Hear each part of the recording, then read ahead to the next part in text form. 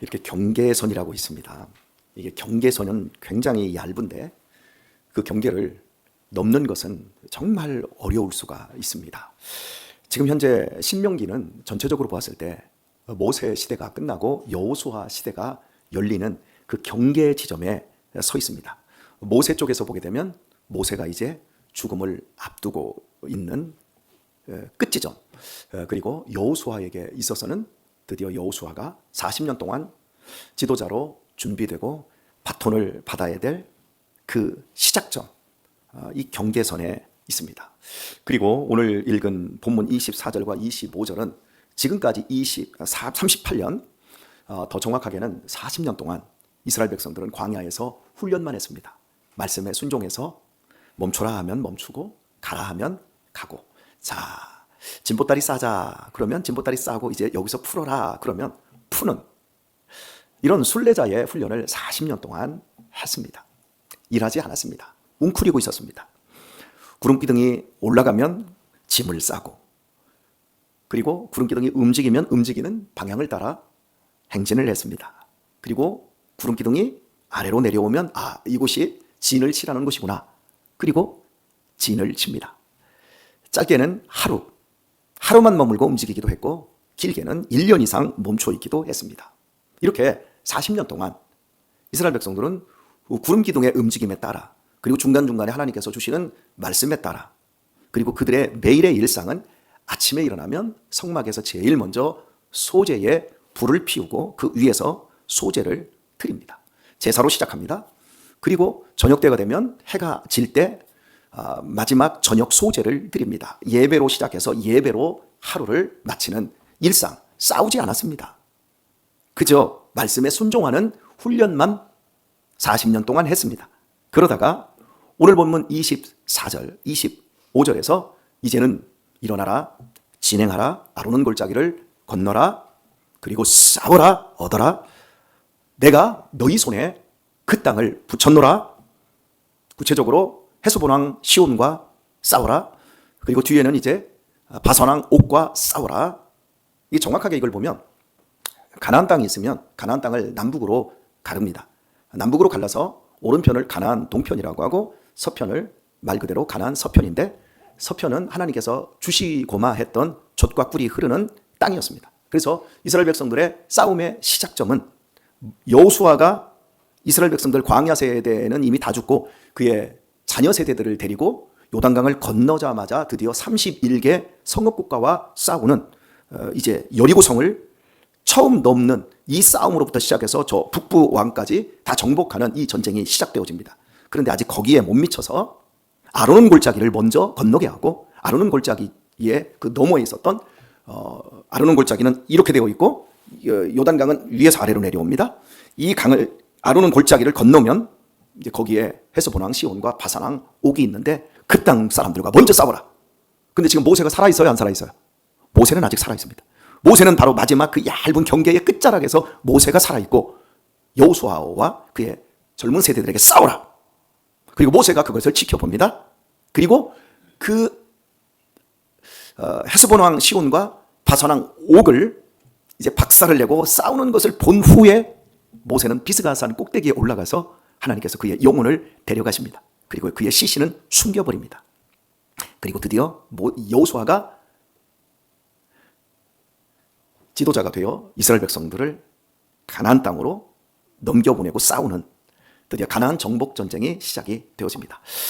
역사적인 팩트를 너무 진부하게 장황하게 늘어놓아서 여러분들이 굉장히 좀 어려우리라고 생각이 되어지지만, 여하튼 간에 지금 이스라엘 백성들에게는 굉장히 중요한 시점에 한 세대는 끝나고 지도자도 끝나고 이제는 다른 세대가 일어났고, 그리고 또 다른 지도자가 정권을 물려받았고, 그리고 그들의 생활 방식도 지금까지는 절대 싸우지 않는 것으로 훈련을 했지만 이제는 어마어마하게 싸워야 되는데 정말 무자비하게 싸워야 합니다. 그 땅 사람들은 할아버지 할머니도 죽여라, 어린아이도 죽여라, 다 죽여라, 짐승도 남기지 말고 다 죽여라. 이제 그 부분을 오늘날 시각으로 봤을 때 하나님은 무자비한 하나님이다. 어떻게 아이들을 죽일 수 있느냐, 그들이 무슨 죄가 있다고. 그래서 우리는 하나님을 믿을 수가 없다. 또 신학자들 중에는 구약의 하나님과 신약의 하나님이 완전히 다르다. 신약의 하나님은 사랑의 하나님인데 구약의 하나님은 무시무시한 공포의 폭력의 하나님입니다. 그래서 성경은 우리가 정말 이해할 수도 없고 성경은 구약 성경과 신약 성경이 다 다르고 당연히 사람이 쓴 거다. 하나님이 쓴 게 아니다.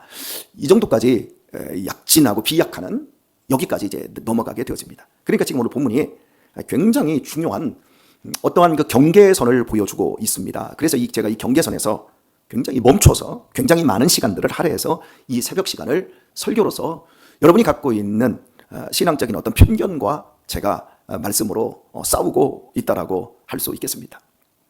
이제 오늘 본문을 보면 25절을 볼까요? 오늘부터 내가 천하 만민으로 너를 무서워하며 너를 두려워하게 하리니 그들이 네 명성을 듣고 떨며 너로 인하여 근심하리라 하셨느니라.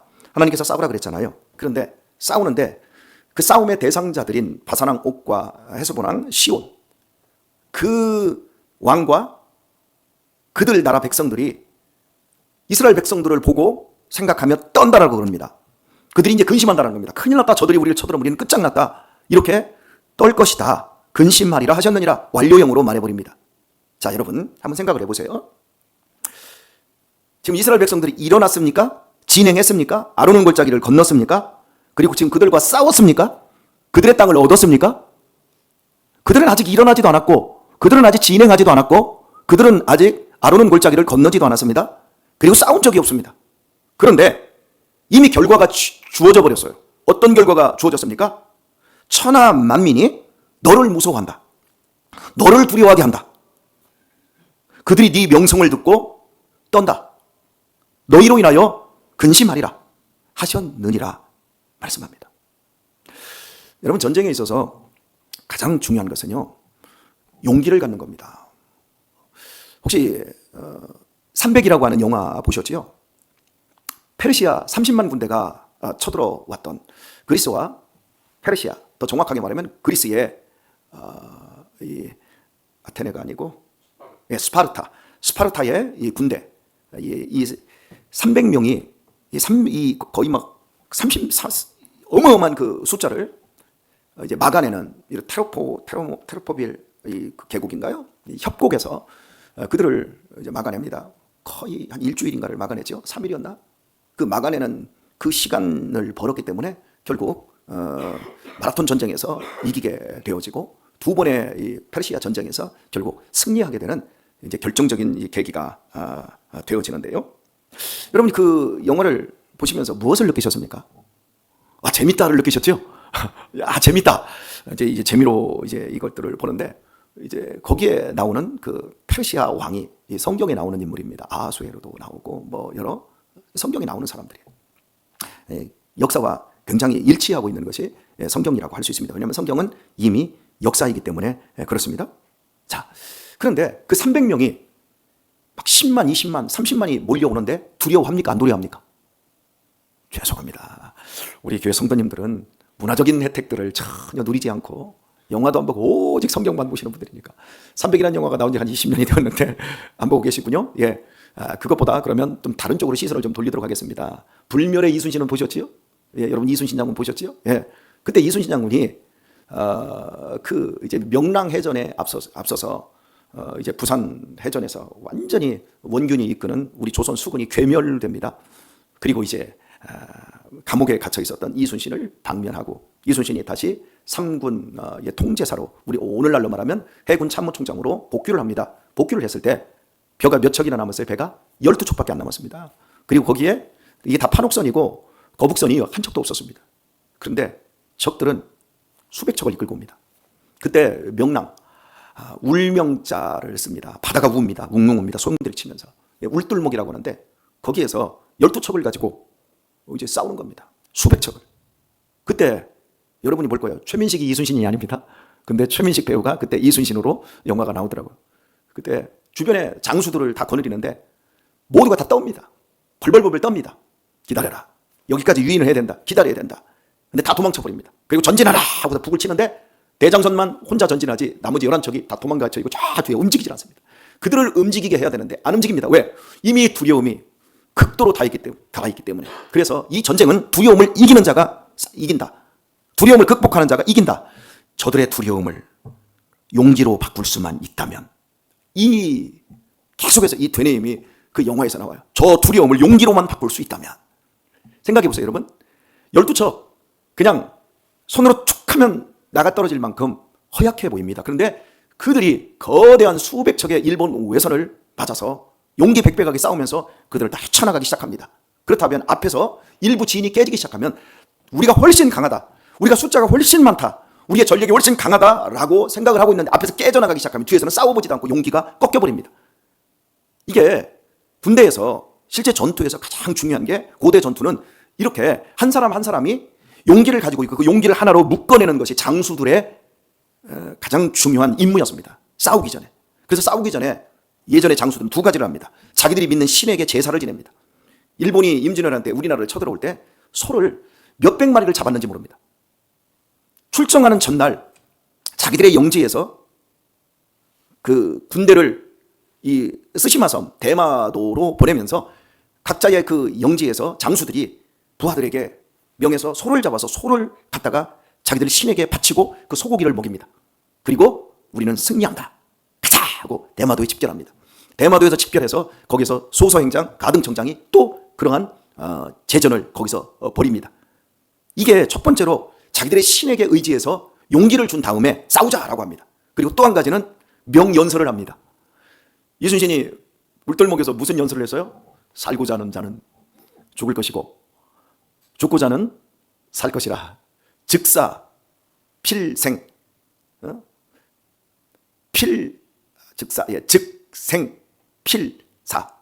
이렇게 참 사자성어도 참 하기가 좀 어렵네요. 머리가 새벽에 안 들어갑니다. 여하튼 이 위대한 연설을 합니다. 처칠이 2차 세계대전 때 그렇게 독일군의 공습이 이어질 때 우리는 절대 항복하지 않는다. 우리는 불굴의 의지를 가졌다. 우리 영국은 하나님을 믿는 나라다. 절대 저 불의한 집단에 우리는 굴복하지 않는다.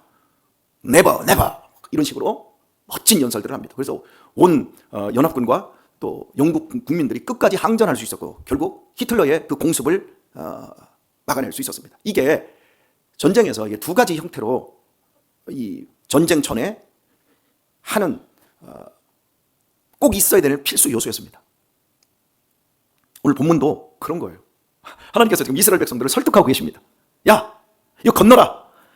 너도 건너기 전에 내가 오늘부터 천하 만민으로 너를 무서워하게 하며 너를 두려워하게 하며 네 명성을 듣고 떨며 너로 인하여 근심하리라. 용기를 주는 거예요. 사랑하는 교회 여러분, 여러분에게 어떤 용기가 있습니까? 하나님께서 여러분에게 용기를 주시기를 축복합니다. 그럼 어떤 용기요? 믿음에 대해서 한번 생각을 해보도록 하겠습니다. 분명히 하나님은 우리에게 용기를 주셨는데 그 용기는 우리가 사용을 해봐야만이 나에게 용기라는 선물을 하나님이 주셨구나라는 것을 알게 되어집니다. 사용을 안 하면 모릅니다.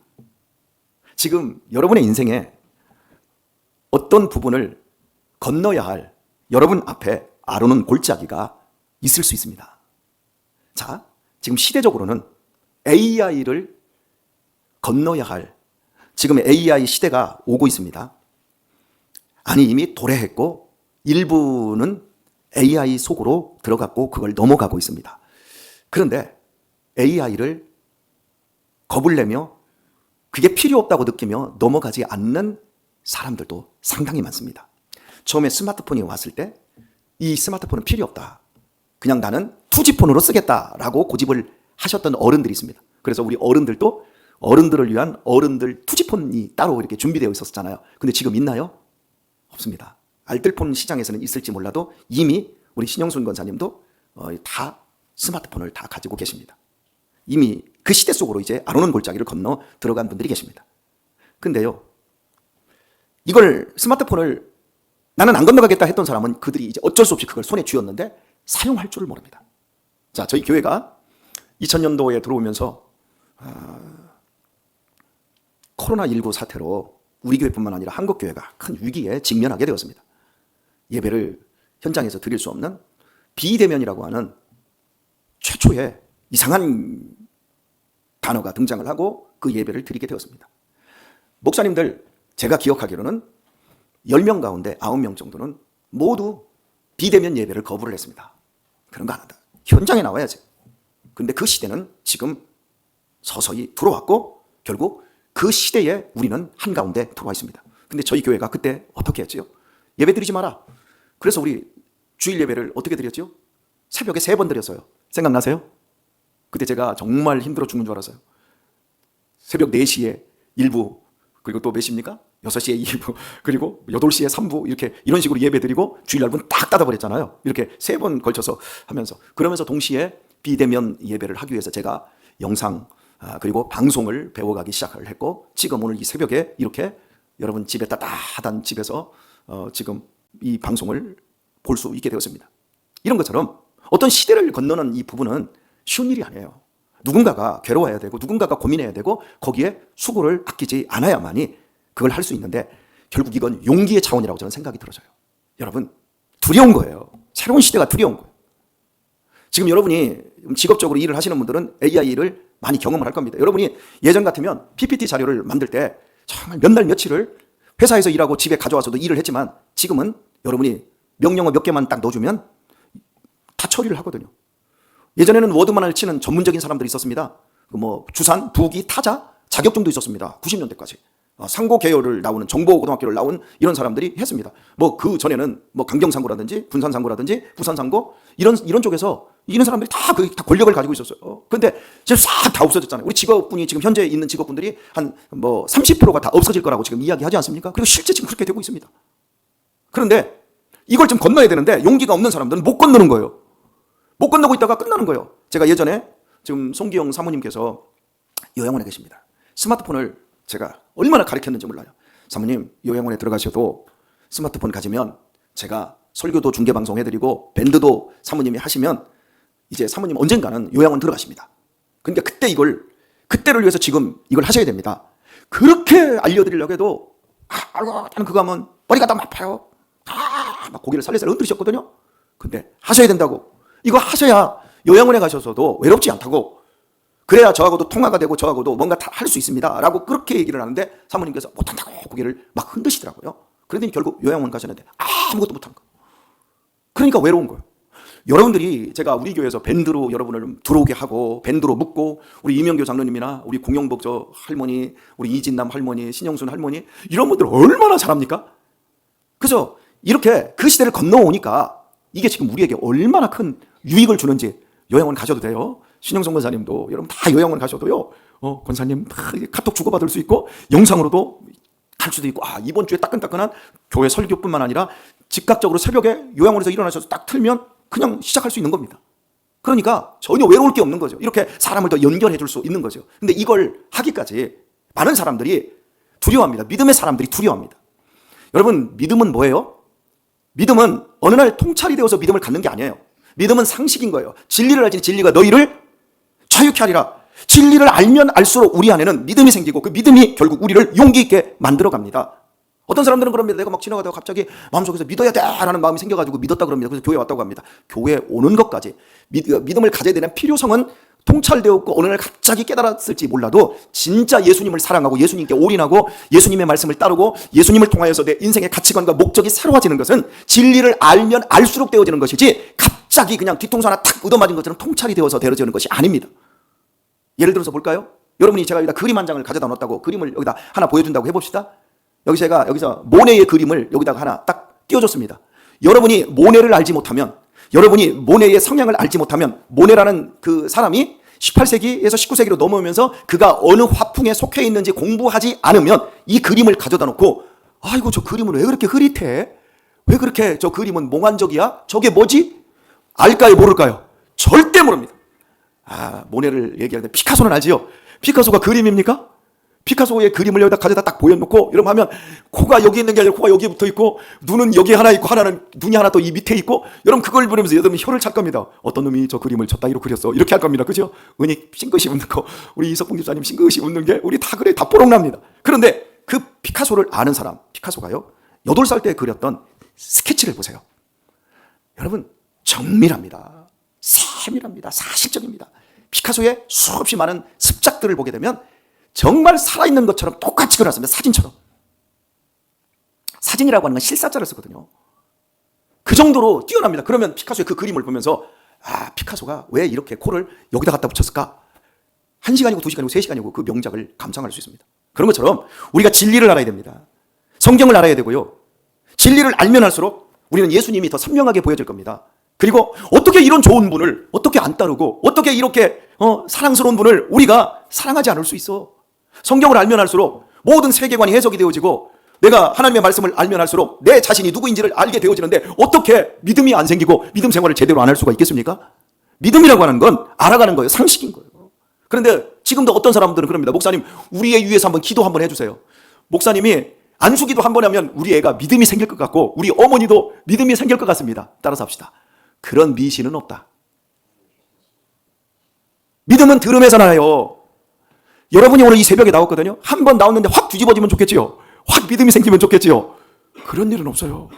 여러분의 삶에 매일 같은 그 반복, 보잘것없는 인생 속에서 여러분들이 깨달아가야 돼요. 아론은 골짜기 앞에서 덜덜덜 떨고 있는 내 모습을 보아야 되고 내가 지금 얼마만큼 들어왔고 얼마만큼 넘어가고 있는지를 날마다 확인할 수 있어야 됩니다. 그런 과정들을 통해서 우리 자신들은 참된 믿음의 세계를 경험할 수 있고 그리고 우리 앞에 있는 수없이 많은 아론은 골짜기들을 넘어갈 수가 있는 겁니다. 오늘의 말씀을 맺겠습니다. 오늘 낮이 와요 안 와요? 오늘 낮이 와요 안 와요? 오늘 밤이 와요 안 와요? 어쩜 이렇게 믿음이 좋습니까? 다 오시지요? 여러분, 여러분이 두려워하는 그거 다 옵니다. 안 오지 않습니다. 여러분 죽을까 염려하고 다칠까 염려하고 병들까 염려하시죠? 언젠가는 죽고 언젠가는 다치고 언젠가는 병듭니다. 다 옵니다. 그런데 그게 와도 여러분은 그걸 넘어가야지요. 여러분이 생각하는 좋은 날 그것도 옵니다. 다 옵니다. 그런데 그 이상을 넘어가야 됩니다. 그걸 못 넘어가면 여러분 두려움에 떱니다. 하지만 그걸 여러분이 넘어가면 여러분의 명성은 하늘에 닿게 됩니다. 믿음 때문에. 오늘 또 여러분에게 주신 믿음 잡고 오늘 이 짧은 하루라는 경계를 멋지게 넘어가십시오. 아침 해가 뜰 겁니다. 여러분을 위해서 아침 해가 뜰 겁니다. 오늘 저녁이 올 겁니다. 여러분의 휴식을 위해서 하나님께서 주장해 주시는 선물로 여러분을 위해서 준비되어 있습니다.